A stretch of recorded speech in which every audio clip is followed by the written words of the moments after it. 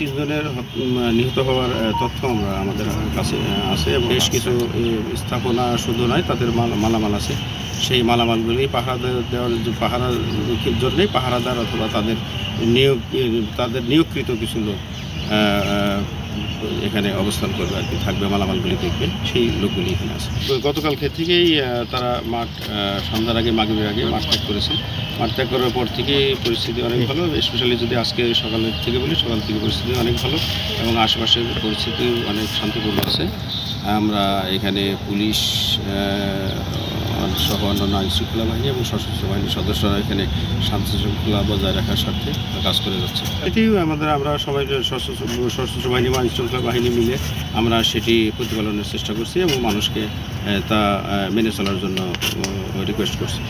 যদিও আমরা তিন জনের নিহত হওয়ার তথ্য আমাদের কাছে আছে এবং 2 জনের লাশ হস্তান্তরের তথ্য আমাদের কাছে আছে। আর একজনের লাশ আসলে আমরা নিজেরা তার তথ্য জানি না।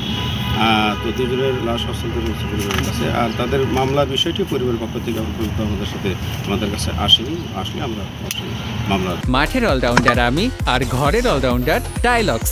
টাইলক্স টয়লেট ক্লিনার, ক্লিন মানেই টাইলক্স। না, এখন পর্যন্ত পুলিশের পক্ষ থেকে এ ধরনের কোনো প্রক্রিয়া গ্রহণ করা হয়নি।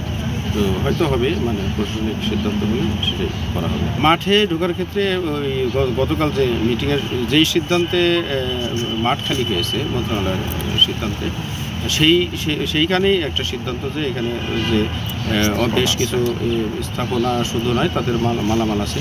সেই মালামালগুলি পাহারার জন্যই পাহারাদার অথবা তাদের নিয়োগকৃত কিছু লোক এখানে অবস্থান করবে আর কি, থাকবে, মালামালগুলি দেখবে, সেই লোকগুলি এখানে আছে। সর্বোচ্চ 500 লোক থাকার কথা, সেই পরিমাণ না। এখানে তো মালামাল আছে এক গ্রুপের, মালামাল আছে এক গ্রুপের ইয়েই থাকে আর কি। এটা এক গ্রুপের ইয়েতেই থাকে আর কি মালামাল। এটা মানে সুরাই নিজাম গ্রুপ যেটা, তাদেরই মালামাল এখানে, তারাই অবস্থান করে আর কি ম্যাক্সিমাম টাইম।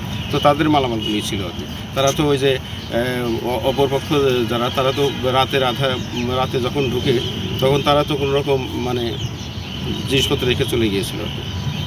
তো আর কালকে যারা বের হয়ে গেছে, তারা তো তাদের জিনিসপত্র মাঝখানে নিয়ে চলে গেছে।